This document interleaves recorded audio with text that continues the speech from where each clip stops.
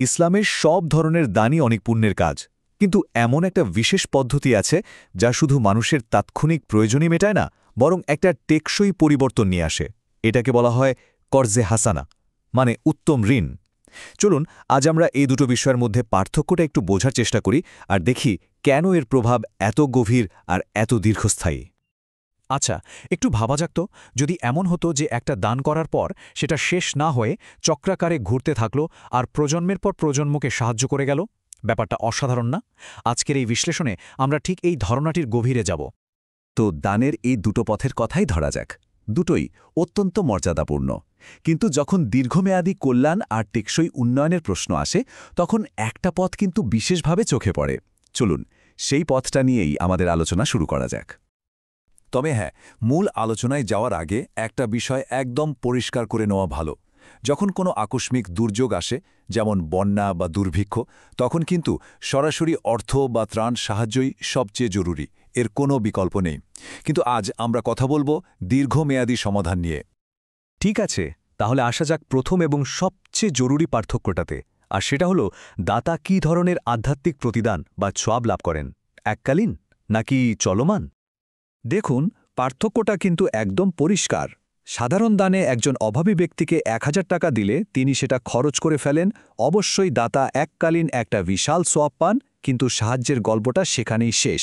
অন্যদিকে কর্জে হাসানা ফান্ডে সেই একই টাকা দিলে তা একটা চলমান সম্পদে পরিণত হয়, আর এই সম্পদ দাতার জন্য বয়ে আনতে থাকে অফুরন্ত সোয়াব। এই রিভলভিং ফান্ড বা ঘূর্ণায়মান তহবিলের ধারণাটা আসলেই চমৎকার। দেখুন কিভাবে কাজ করে।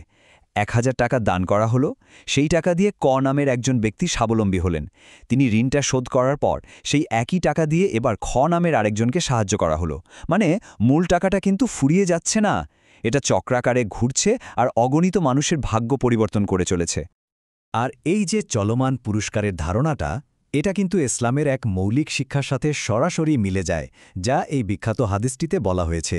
কর্জে হাসানা ফান্ডের দান হল সাদকায়ে জারিয়ার অন্যতম সেরা একটা উদাহরণ, কারণ দাতার মৃত্যুর পরেও এই দানের কল্যাণ বা সওয়াবের ধারাটা চলতেই থাকে।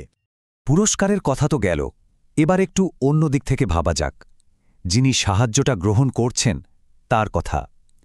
দানের পদ্ধতিটা গ্রহীতার মানসিকতার উপর কতটা গভীর প্রভাব ফেলে, কারণ এটা শুধু টাকা দেওয়ার বিষয় নয়, এটা মানুষের আত্মমর্যাদার সাথেও জড়িত।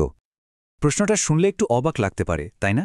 যেখানে দান একটা নিঃস্বার্থ কাজ, সেখানে ঋণ, যা আবার ফেরতযোগ্য, সেটার পুরস্কার কেন বেশি হতে পারে? এর উত্তরটা আসলে লুকিয়ে আছে মানুষের আত্মসম্মানের মধ্যে। এই সংখ্যাটা দেখুন, ১৮ গুণ। এটা থেকেই বোঝা যায় ইসলাম কর্মঠ হওয়া এবং নিজের পায়ে দাঁড়ানোকে কতটা উৎসাহিত করে। এটা আসলে পরনির্ভরশীলতাকে নিরুৎসাহিত করে আর সম্মানজনকভাবে জীবন গড়তে উৎসাহ দেয়। আর এর পেছনের কারণটা কি, সেটাই হাদিসেই খুব সুন্দর করে বলা আছে।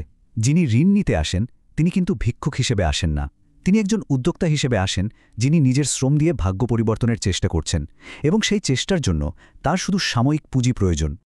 মানে বিষয়টা দাঁড়ালো এই রকম, একটা পদ্ধতি হয়তো সাহায্যের জন্য হাত পাততে শেখায়, আর অন্যটা শেখায় নিজের হাতে কাজ করে জীবনকে গড়ে তুলতে। পছন্দটা কিন্তু খুবই পরিষ্কার। এখন চলুন আরেকটু বড় পরিসরে দেখি এই দুটো পদ্ধতির সামাজিক এবং অর্থনৈতিক প্রভাব কতটা আলাদা। প্রশ্নটা হলো, আমরা কি শুধু সাময়িক সাহায্য দিয়ে যাব, নাকি সমস্যার একটা স্থায়ী সমাধান করব? এই উপমাটা আমরা অনেকেই শুনেছি, এবং এটা বিষয়টা বুঝতে খুব সাহায্য করে। কাউকে একটা মাছ দিলে তার এক বেলার ক্ষুধা মিটবে, কিন্তু তাকে যদি একটা মাছ ধরার জাল দেয়া হয়, তাহলে সে হয়তো সারা জীবন নিজের খাবার জোগাড় করতে পারবে। কর্জে হাসানা ফান্ড ঠিক সেই মাছ ধরার জাল দেয়ার কাজটাই করে। দারিদ্র্যের লক্ষণ নয়, মূল কারণটাকেই সমাধান করে। আর এই মাছ ধরার জাল দেওয়ার ব্যাপারটা, এর প্রতিচ্ছবি আমরা পবিত্র কোরআনের এই ঐশ্বরিক প্রতিশ্রুতির মধ্যেও দেখতে পাই। এখানে বলা হচ্ছে, দান করা অর্থ একটা বীজের মতো, যা থেকে ক্রমাগত শত শত গুণ বেশি ফসল ফলে, মানে মানুষের স্বাবলম্বিতা তৈরি হতে থাকে। তো এত সব আলোচনার পর আমরা একদম শেষ পর্যায়ে চলে এসেছি। আসুন এই মহৎ কাজটার সর্বোচ্চ আধ্যাত্মিক মর্যাদাটা কি সেটা একটু জেনে নিই। কর্জে হাসানা এই শব্দটার অর্থই হল উত্তম ঋণ, আর সবচেয়ে গুরুত্বপূর্ণ বিষয় হল এই কাজের মাধ্যমে একজন দাতা এমন এক প্রকল্পে অংশীদার হন যাকে স্বয়ং সৃষ্টিকর্তা নিজের সাথে সম্পর্কিত করেছেন। তিনি এটাকে বলছেন তাকে দেওয়ার ঋণ। পবিত্র কোরআনের এই আয়াতটা শুনলেই আসলে সবটা পরিষ্কার হয়ে যায়। এখানে শুধু প্রতিদান বহুগুণ বৃদ্ধি করার কথাই বলা হয়নি, বরং একটা সম্মানজনক পুরস্কারের প্রতিশ্রুতিও দেওয়া হয়েছে। এর চেয়ে বড় অনুপ্রেরণা আর কি হতে পারে? তাহলে যদি এক কথায় বলি, কেন কার্জে হাসানাকে অগ্রাধিকার দেওয়া উচিত? কারণ এটা চলমান স্বভাব নিশ্চিত করে, মানুষের আত্মমর্যাদা রক্ষা করে, দারিদ্র্যের মূল কারণ দূর করে, আর এটা এককালীন খরচের বদলে একটা চলমান বিনিয়োগ হিসেবে কাজ করে।